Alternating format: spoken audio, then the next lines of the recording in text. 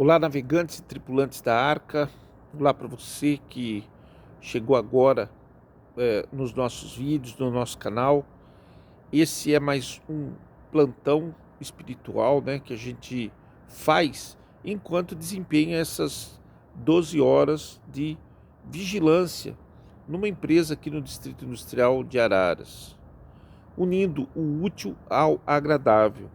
E quando eu falo isso, eu não deixo de ter uma pontinha assim de vergonha, um sentimento de culpa, de remorso, que foi muito forte quando eu gravei esse primeiro vídeo. Eu sempre gosto de repisar, né, de repassar eh, alguns pontos, principalmente quando eu dou continuidade a um projeto, que no caso esse aqui é uma playlist. A gente sempre vai estar falando do mesmo tema, né, que é buscar, não a presença de Deus, que a gente não tem como nem sair e nem entrar na presença de Deus, a gente está na presença de Deus, mas buscar o mais íntimo do Senhor, é, nesses momentos de oração e de vigília. E quando eu gravei esse primeiro vídeo, foi uma das primeiras noites que eu passei aqui na empresa. Eu estava sem os dados móveis do celular e, por pura falta do que fazer, olha se não dá vergonha de afirmar isso, por pura falta do que fazer, eu resolvi começar realmente a clamar a Deus, orar e buscar falar com Ele como aquele Pai amoroso de quem eu estivesse um tanto distante, né? E num primeiro momento eu orando, e depois o Espírito Santo orando em mim, orando para mim, orando comigo.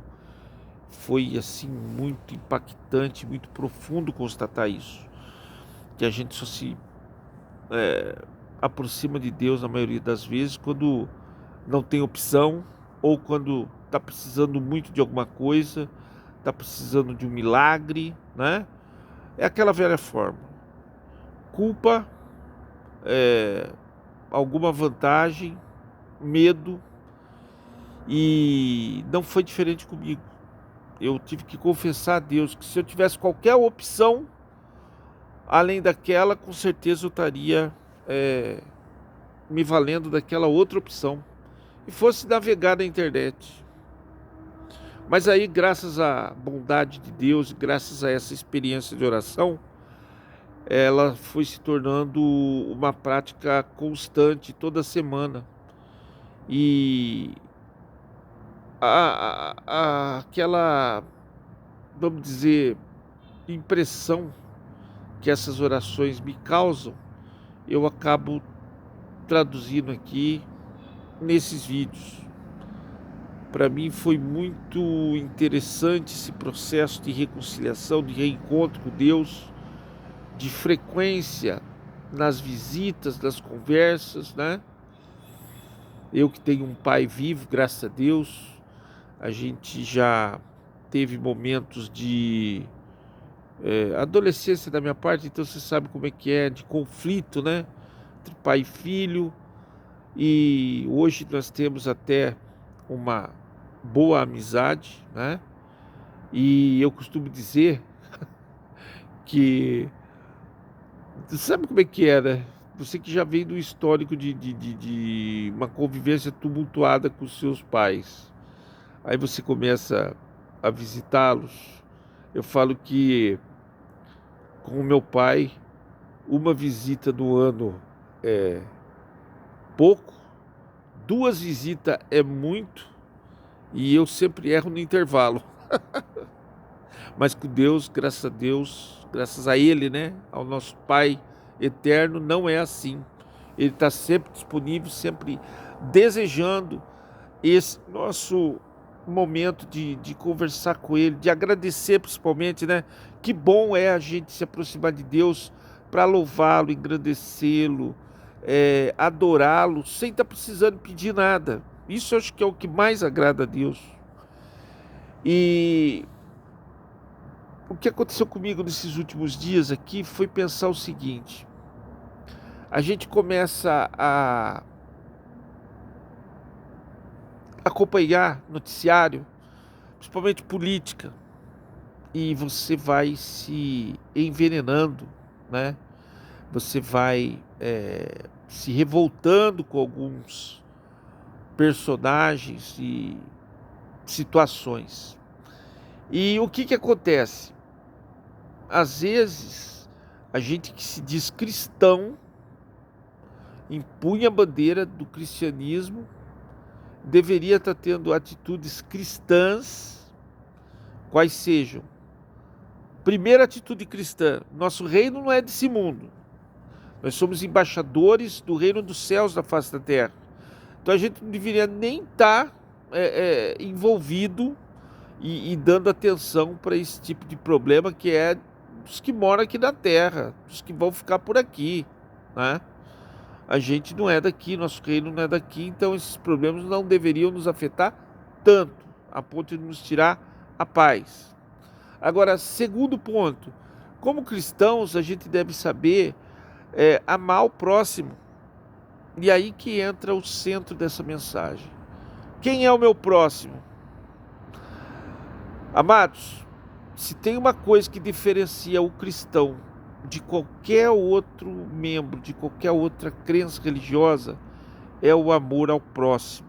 E Jesus nos ensinou que o próximo não é aquela pessoa com quem a gente se simpatiza, a pessoa de quem a gente gosta. É hipocrisia você dizer que o seu irmão, que o seu próximo é só quem você quer bem. Jesus, ele nos ensinou a amar e perdoar até mesmo os nossos inimigos, aquelas pessoas que nos fazem mal.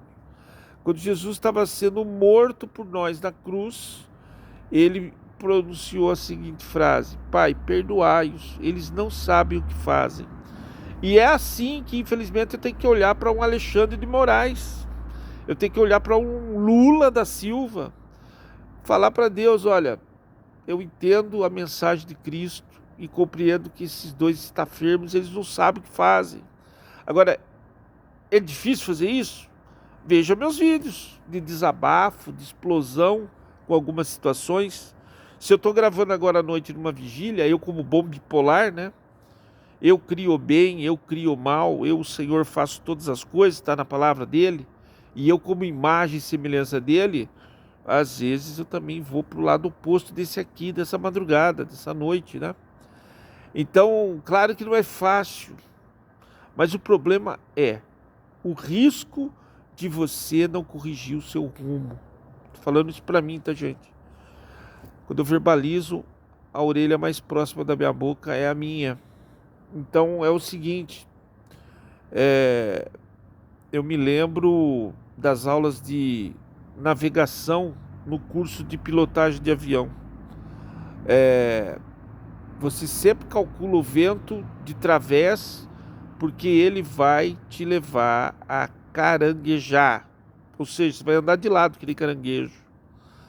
Mesma coisa na navegação de embarcações. Você marca uma derrota, né? Que não é rota que se fala, é derrota. Você traça uma linha onde se quer chegar, é chamado de derrota. E os ventos laterais acabam fazendo a embarcação caranguejar, navegar de lado. E o que que isso tem a ver? Tem a ver que você não gira o manche, você não gira o timão, você está com a bússola apontando para o norte, você está olhando para o norte.